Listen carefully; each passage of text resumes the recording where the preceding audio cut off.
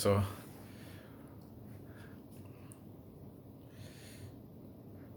I knew things would turn out fine. But when I look back at my life,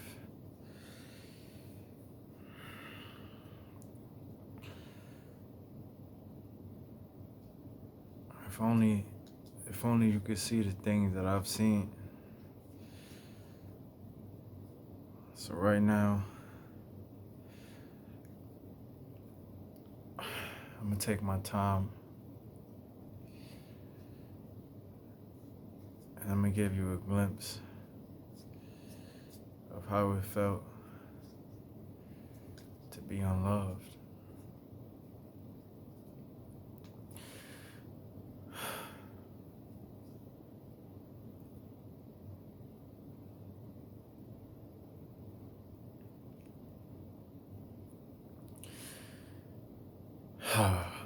So let's go back. I'm talking about way back, way back. Let's go all the way back. Nah, back then, a little bit further back to when I was a kid and when I was neglected, when I was misdirected, when I was rejected and not accepted by the same person, the same people I thought that love was infected, I was affected by, the same people I thought that was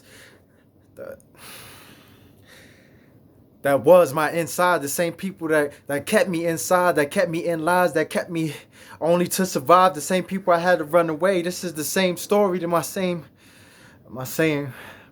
glory, that one day all this pain that I felt and all this pain that I've soaking into myself, the same story, the same survival, the same people, my same idols, the same ones that watched me sit there and be tortured and destroyed, the same ones that made me feel so unloved before I even knew what it consciously was, the same ones that made me feel like I didn't exist, the same ones that made me feel like I was worthless, like I wasn't the same ones that made me feel like this is it, like every day I was praying to die, like every day I felt like I was gonna die, like every day it was my day to die, because the same ones that I thought that kept me alive really was the same ones that made me die, the same ones that I thought that was trying to keep me alive really was the same ones that wanted me to die, the same ones that I thought was keeping me alive to keep me alive was only keeping me alive to keep destroying me inside their lies, inside this generational dimensional anger of self-hatred that they couldn't escape, so they couldn't help it, so they had to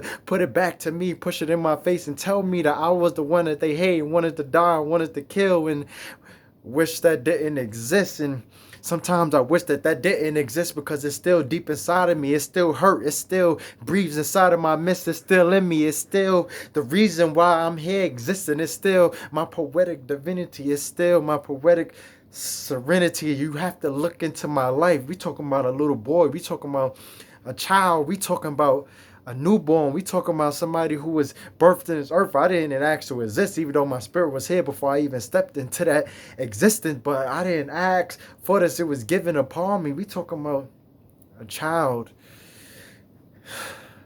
a baby boy.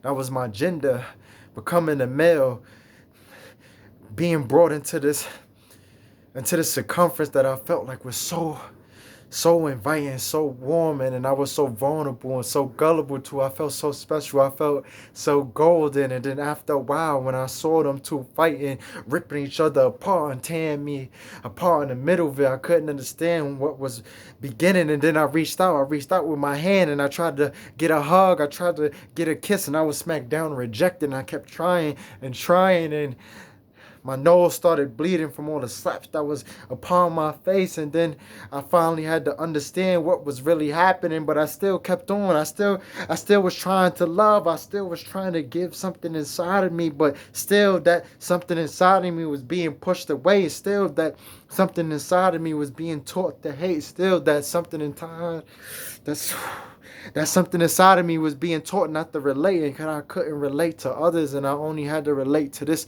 one other that will only distract me and keep me ignorant from the lack of things that I had to become aware of later in that day. But later in that day, as I go on with my day, I was grabbed by my shirt, blood dripped down my shirt, and I was abused, and I was touched, and I was molested, and I was caressed until my innocence was taken from me, and I didn't know how it was taken from me. I just knew when you looked into my eyes that You had something that was me. And how can I get that back? How could I fight my whole life to get that back? So I ran away every day. I ran away every day. I ran away just to live another day. And when you took me, we had to sleep in those trains, and we had to sleep on those park benches, and we had to sleep on those shelters. And I met one of my, I can say she was my, but it probably was my only first time I ever met a little girl.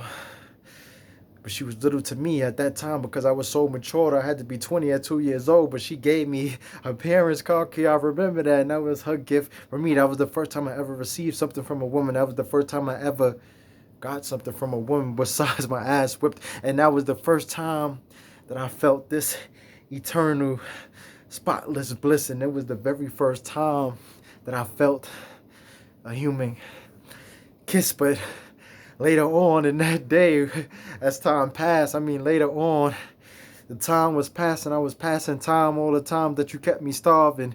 Wanted me to die all the time that you kept me starving. I wanted to die. I wanted to cry. I couldn't cry because I was so hurt. The pain hurt so much that I couldn't say, that I couldn't lie, that I couldn't.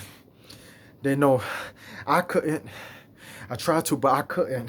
So I kept it inside, and I swear I wanted to say something because my voice, that voice that was inside of me, I swear I was trying to go to school. I was trying to do the right thing, but come on, they had me in cases. I was in ACS cases. I was in school, stressed out, going into adoption, trying to run away from group homes, but at the same time, starting to study and get up in the morning just to go learn some academics that can't really help me go through life because what I'm feeling is an epidemic of self-hate, and this is my strife. So later on that day, I had to think about how I'm going to survive, what I'm going to eat, living on ice honey buns for a whole entire week, not even knowing what a hot meal feels like, and sleeping on trains and seeing kids in real life and seeing them with their parents and walking past houses on holidays and Thanksgiving and Christmas and seeing everybody celebrate. And I'm thinking like, wow, how beautiful. Look at this family, because I, the one who has no family, but who has a family that has no family within them. So they look at me as if I am just something familiar, not family, something not blood related, something that's just close to them, something that's just closely related. And I looked into my life and I broke down in that stone. I cried from the side of my eyes, wondering why it was me, why this had to happen to me, why did they do this to me, why was I punished, how could I replenish, how could I get back what was mine. So I spent my whole entire time, I spent my whole entire life trying to be loved by the only thing I wanted to love, the only thing that had my heart, the only gender that made me feel like I was a part, but same time apart from that at the same time. So at the same time, I still dedicated something to me. I still gave something to me because I wasn't acceptable, because I wasn't receptible. It was hard for me to receive, especially when I've been deceived. That was so hard for me to achieve. But I had a few people, just a few people that believed in me, and they gave me a sense and told me that I was special, that I was the golden child, that they would never forget me. And I told them I would never forget you. In my whole life, I spent chasing them. I made them my soulmates. I actually created them in my mind. I actually let they ghosts hunt me at times when I felt most alone in that black hole, in that deep black hole. I was sitting inside my shoes. My shoes were full of snow, and I only had a shirt on because I was suffering from the cold, and I was suffering from a cold. But no one cared. They walked past me with sad tears, but didn't say anything, didn't speak up, didn't have a voice. How was I supposed to get through this? I thought to myself. Why was I going through this? I thought to myself, maybe I should die. And if I die, I could probably see if they'll kill in.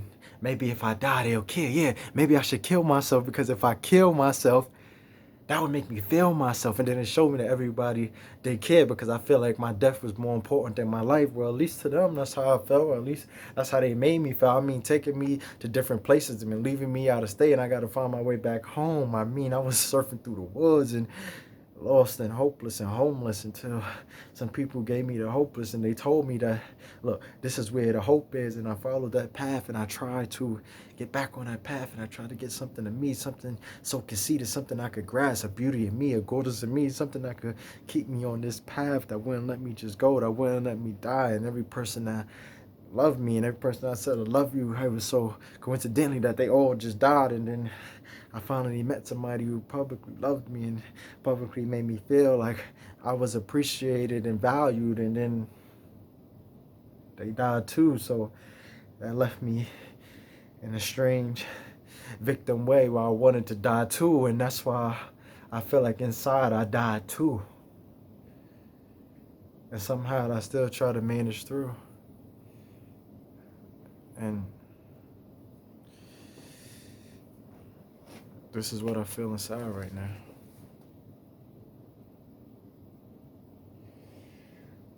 So if you look into my life, or if you look into my eyes, I hope you see what I see. Because the only thing I wanted to do was love. I just wanted to feel like I was somebody. I just wanted to feel like I was a part of you.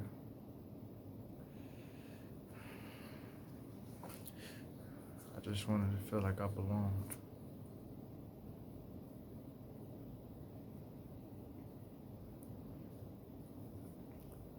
Yeah.